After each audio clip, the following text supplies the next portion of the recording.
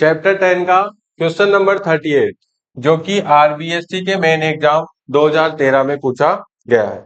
क्या है देखो question, define prism angle and angle of deviation for a prism. तो पहले इन दोनों की डेफिनेशन दे देते हैं अपन।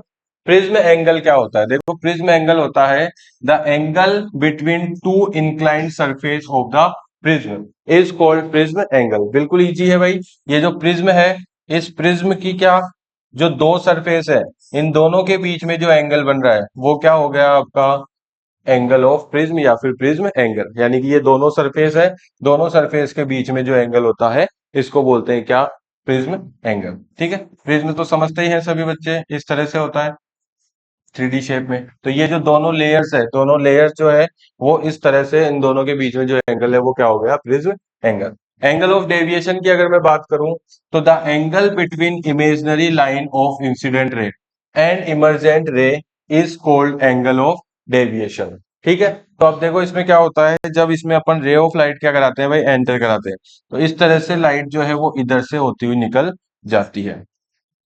क्यों? क्योंकि रेडियर से डेंसर में जा रही है तो नॉर्मल की तरफ मुड़ती है, और डेंसर से रेडियर में जाती है तो नॉर्मल से दूर हट जाती है। ठीक है, यहाँ पे नॉर्मल हो जाएगा ये, और यहाँ पे नॉर्मल हो जाएगा ये, इस तरीके से। ठीक है, तो अब देखो क्या है, इंसिडेंट रे क्या होती है और रिफ्लेक्टेड। ये इंसिडेंट रे हो गई, ये इमर्जेंट रे हो गई। ये लाइन जानी चाहिए थी किधर, सीधी इधर, लेकिन गई किधर, इधर।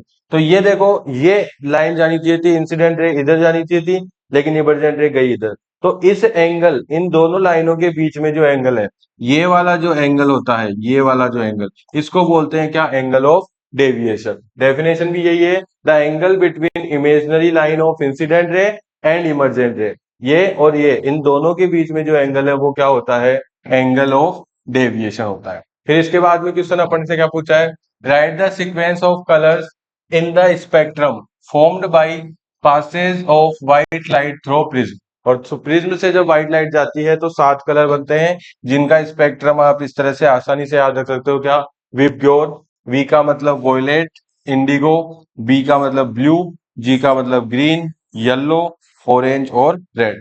तो इस तरह से आप इस स्पेक्ट्रम को याद रख सकते हो।